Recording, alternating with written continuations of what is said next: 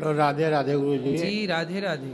गुरुजी, मैं लखनऊ से आया हूँ। हाँ और मैं आपसे एक सुझाव मांग रहा हूँ बताओ। कि हमारा पार्टनर जो है वो अपना धैर्य बहुत जल्दी खो देता है और बात बात पर गुस्सा करता है। उसको ये नहीं समझ में आता कि मैं क्या बात कहाँ पर किसके सामने कैसे कर रहा हूँ। कौन है पार्टनर वो आपका? अरे पार्टनर मतलब मेरी वाइफ। वाइफ क्यों? उन्हीं के साथ ज़्यादा प्रॉब्लम है सभी को, हमारे घर में पूरे परिवार वो को। आपकी वाइफ है कि पत्नी है? अरे दोनों एक ही बात है। अरे नहीं, एक बात नहीं। अच्छा, खैर आप ज्ञानी हैं, आपको मालूम होगा, हमारी समझ से एक ही बात है। वाइफ मतलब वो होती है, बीवी मतलब वो होती है जिसको आप भगा के लाते हैं। अच्छा। और पत्नी, धर्म पत्नी मतलब वो, इस पत्नी के आगे जुड़ा है धर्म शब्द। क्या तो जुड़ा है? धर्म पत्नी ही है। हाँ, जबकि वाइफ के आगे नहीं जुड़ता धर्म वाइफ, बीवी के आगे नहीं जुड़ता धर्म बीवी, है ना? मिसेस के आगे नहीं जुड़ता धर्म मिसेस, जबकि पत्नी के आगे जुड़ता है धर्म, क्योंकि धर्म के अनुसार हमने उसका वर्ण किया है, इसलिए वो हमारी धर्म पत्नी है। जी हाँ। अब जो आपकी पत्नी, आपने शादी ब्याह धर्म से किया कि नहीं? धर्म से किया है, तो फिर वो आपकी धर्म पत्नी है, फिर वो आपकी बीवी। यदि भगा के लाए होते आप तो बीवी होती। अच्छा ठीक है, तो धर्म पत्नी है, वो संतुष्ट नहीं होती हैं। कहाँ है वो? यहीं पर बैठी हुई हैं। बात कराओ। मैया, कहाँ इनकी धर्म पत्नी? देखो, वाइफ से आपको धर्म पत्नी तक पहुंचने का जो सफर है, यहाँ आओ, पति परमेश्वर के पास खड़े होके। आप भी इस तरफ आओ, यहाँ आओ कुपचे में, यहाँ लाओ मैया को अंदर। अंदर आओ, आप भी अंदर आओ। हाँ हाँ, निकल आओ, यहीं से निकल आओ। देखो, खोल दे लाला वहीं से। इतना टाइम लगा? क्यों, वेल्डिंग कर दी क्या? बंधी है रस्सी, डबल रस्सी। मैया जल्दी आओ।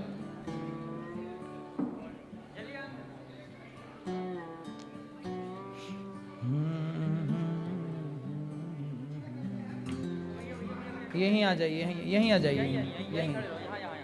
मैया आओ, जल्दी आओ मेरी माँ। कैसी हैं मैया आप?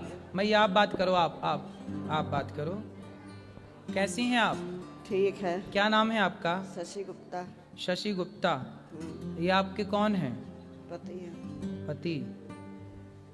तो आप इनसे बात नहीं करती? करते हैं, वो मेरी कोई बात नहीं मानते हैं। नहीं मानते? नो। तो आप काहे नहीं मानते इनकी बात? अब बुढ़ापे में तो मान लो कुछ बात अभी तक मारते हैं हमको, बहू है, दामाद है, मारते हैं। ये बताइए, हम समझदार हैं, हमारे बच्चे सब समझदार हैं, बेटियां दोनों हमारी, एक प्रोफेसर है और एक जो है तो बैंक में है। सब समझदार हैं, सब पूरे परिवार को समझते हैं, मगर ये नहीं समझती हैं कि वो हमारा परिवार है। और ये इनकी नाजायज़ बातें कैसे कोई मान ले? जायज़ बात तो हम मानते ही हैं, लेकिन अब ये कहें कि हम अभी खड़े हो जाओ, अब हमारे अभी मान लो तकलीफ़ है, हम नहीं खड़े हो पा रहे हैं, तो इनको पेशेंस रखना, धैर्य रखना चाहिए, बस ये क्रोधित हो जाएंगे। मैं आपकी बात से सहमत हूँ। आप बहुत पढ़े लिखे हैं, आपका परिवार, आपके बच्चे बड़े बड़े हैं, बहुएं बड़ी बड़ी हैं, समझदार हैं, नौकरी कर रही हैं। आप अपनी पत्नी को मारते हैं? मारने का कारण यही है कि आदमी कब तक बर्दाश्त करेगा। एक सीमा होती है बर्दाश्त करने की, ठीक है, और वो सीमा ऐसी हो जाती है कि सीमा से भी पार हो जाता है, तब क्रोध आता है, और क्रोध में आदमी क्या कर सकता है ये तो आप भी समझते हैं। यहाँ तक कि आत्महत्या तक मैं करने की कोशिश कर चुका हूँ इन्हीं की वजह से। नहीं तो क्रोध इतना क्यों करना है? चलो, जब गलत बात होती है तो कैसे कोई न लड़के, अब मुंह पर माँ है, माँ के मुंह पर तो बच्चे नहीं कह पाते हैं, लेकिन पीठ पीछे तो समझते हैं। मैं आपकी बात से सहमत हूँ, अभी मैं मैया को समझाऊंगा, पर मुझे आप आज ये वचन दे दो कि नारी पर तो हाथ नहीं ही उठाना चाहिए। मैं चाहता भी नहीं हूँ कि मैं किसी पर हाथ उठाऊँ, क्या नारी हो चाहे बच्चे हो। बच्चे हमारे बड़े हो गए, जब तक छोटे थे ना समझते तब तक मैंने उनको मारा, अब मैंने कभी उन बच्चों पर कभी हाथ नहीं उठाया। आज 20 साल से ज्यादा हो तो गया है। बच्चों पे हाथ उठाना छोड़ दिया है तो पत्नी पे भी हाथ पत्नी उठाना- पर भी नहीं उठाता हूँ, लेकिन वही है ना कि इतना क्रोध दिला देती हैं। जब आपको गुस्सा आए ना हाँ, तो आप एक उंगली उठाओ, इसको ऐसे उठाओ, इसको यहाँ रखो। वो करता हूँ। हाँ, दिन भर में अगर ये 100 बार बोलेंगी तो मैं 80 बार 70 बार जो है चुप रहता हूँ। अच्छा। लेकिन 30 बार तो बोलना ही पड़ जाता है कि कैसे क्या करें। मैया बात करो। मैया काहे ऐसा बोलती हो कि ये देखो चुप नहीं रह पाते, आप ही चुप रह लो। आपसे क्या बताए, अब आप गुरु हैं, नहीं बता सकते हैं। फिर भी आप ना बोला करो। देखो आप लोगों की इतनी उम्र हो गई, आप लड़कपन आपका बीत गया, जवानी आपकी बीत गई, अब आपका बुढ़ापा है। आपके बच्चे भी मेरे से बड़े हैं, मेरे से उम्र में बड़े होंगे, पोता भी आपका होगा। अब आप इतने बड़े हैं, समझदार हैं, इसलिए मैया आप एक मंत्र मेरा याद कर लो।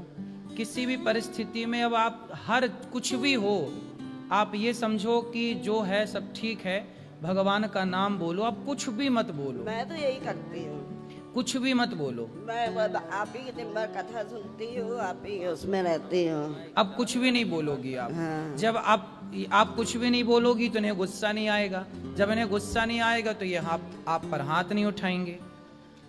अरे कोई बात गुरुजी नहीं मानते, कोई बात हैं? कोई बात नहीं मानते, नहीं मानते कोई बात नहीं तो मानते। कोई बात नहीं। तभी मैं नहीं बोलती हूँ। ये नहीं मानते ना तो मत मानने दो। बहू का पक्ष लेंगे, बेटियों का पक्ष लेंगे, बस हम ही को मारे पीटेंगे, ये गलत बात है ना। अब ये कह रही हैं कि बहू का पक्ष लेते हैं, बेटी का पक्ष लेते हैं। क्या वो समझदार नहीं है? क्या वो ये नहीं जानते कि हमारी माँ सही है या गलत है? अरे भगवान, अब ये उम्र ये डिसाइड करने की नहीं है कि सही है कि गलत तो है। वो जब माँ सही ही होती है, माँ गलत नहीं होती। माँ कैसे गलत हो जाएगी? ऐसा कौन सा ये काम करती है? माँ तो सही होती है, लेकिन माँ का व्यवहार, जैसे आपके यहाँ पर इतनी माएँ आती हैं, तो कभी आपने माँ से ये नहीं पूछा कि आपने ऐसा व्यवहार क्यों किया जो आपको लड़कों ने निकाल दिया?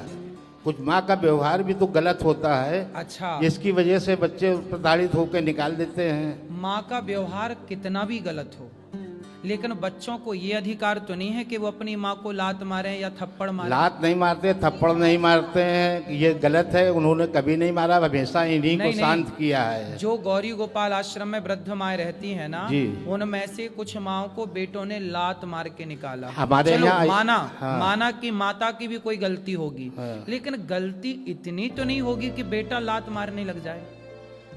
लात नहीं मारता है, नहीं, ये गलत। मैं इनकी बात नहीं कर रहा हूँ। हाँ। मैंने तो केवल एक उदाहरण दिया जी कि कितनी भी गलती हो, हाँ। कितनी भी गलती हो माँ की, आप बाप हो ना जी, आप कितनी भी गलती करो, लेकिन बेटे का ये अधिकार नहीं है कि वो आपके गाल पे थप्पड़ मारे। अरे तो कुछ समय पहले तक बच्चों को इन्होंने ऐसा भड़का रखा था कि वो हम पर हाथ उठाने तक को तैयार थे, लेकिन अब वो समझदार हो गए। वो समझ गए कि पिताजी हमारे सही हैं, माताजी गलत हैं, इसलिए वो हमारा साथ देते हैं। ये उम्र यहाँ ध्यान लगाने की नहीं है जहाँ आप मन लगा रहे हैं कि इन्होंने भड़काया, कि बेटे ने भड़काया। ये सब गलत फहमी आपने घुसा रखी है दिमाग में, ये केवल गलत फहमी है। इसीलिए तो आपसे सुझाव मांगा कि मैं क्या करूं। हाँ, अब हम जो बता रहे हैं वो करोगे जी। आप पत्नी से और पुत्र से दोनों से मन हटाओ और अपना मन केवल भगवान के चरणों में लगाओ। अपना भला चाहते हैं तो। लेकिन जिम्मेदारी जो कुछ होती अब है, कोई जिम्मेदारी नहीं है, बच्चे तो संभाल रहे हैं ना। आपकी क्या जिम्मेदारी? आप आज मर जाओ तो आपके बिना कोई काम रुकेगा आपके घर का? पहले ये बताओ। काम तो कोई नहीं रुकेगा, लेकिन एक पिता जब तक जिंदा होता है वो अपने बच्चों के प्रति जिम्मेदारी तो महसूस करता है। गृहस्थाश्रम कितने साल का है ये बताओ? गृहस्थाश्रम तो 30 साल का है। 4 आश्रम होते हैं, ब्रह्मचर्य, गृहस्थ, वानप्रस्थ, संन्यास। हाँ। आपका गृहस्थाश्रम होता है तब तक का जब तक बेटी का विवाह नहीं हुआ, जब तक बेटे का विवाह नहीं हुआ तब तक आपका गृहस्थाश्रम था। अब गृहस्थाश्रम, बेटी का ब्याह कर दिया, बेटे का ब्याह कर दिया, दोनों सफल हैं, संपन्न हैं। अब बेटा बेटी परिवार से मन हटाओ, ईश्वर में मन लगाओ, यही जीवन का सत्य है, वरना इसी दलदल में पड़े पड़े मर जाओ। इसीलिए तो ये सुझाव मांगा है कि अब बेटे अलग रहते हैं, बेटी अलग रहती है, हम दोनों लड़के अलग रहने लगे हैं। अब उसके बाद भी ये हमसे लड़ाई करती रहती है। अभी भी आते समय भी 2 मिनट के लिए मैं एटीएम तक क्या गया कि इन्होंने पारा इनका हाई हो गया। भाई आपने बताया नहीं, उन्हें लगा कि आप आपने कहीं कहा आप चले गए। बाहर आओ, हम 2 सेकंड में आते हैं। सुनो। तो पेशेंट तो रखना चाहिए, 2 मिनट कहीं गए हैं। बात ठीक है, लेकिन अब हम कह रहे हैं कि आप अपना मन भगवान में लगाओ वो और तो चुप लगा ही है। रहिए। पत्नी गुस्सा करती है, उससे देखो सारी जिंदगी आप ही गुस्सा किए ना, अब थोड़ा उन्हें भी गुस्सा कर लेने दो। आप उन्हें मार सकते हो, वो गुस्सा भी नहीं कर सकती आप पे। हम तो ये बताओ मारना भाई, चाहते ही नहीं, तराजू इनको तो का हम तो ये चाहते हैं कि प्रेम से कोई भी बात बोलो, प्रेम से बोलो, क्रोध से मत बोलो। तो मैया प्रेम से, मैया ये देखो, सुन लो, थोड़ा और सुन लो। बात कराओ। अच्छा ये कैसे खुश होंगे ये बताओ। वो कभी नहीं होंगे, बहू से खुश रहते हैं। हाँ। पूरे घर से बाहर भी निकाल दिया तो मिलने जाते हैं, हमसे कोई बात नहीं करता है। घर से बाहर किसको निकाल दिया? हमको। क्यों? हमको। कुछ भी नहीं है। चलो देखो ये घर देखो मैया, मैं आपको बताऊं, बेटी बहू कैसी है, बेटा कैसा है।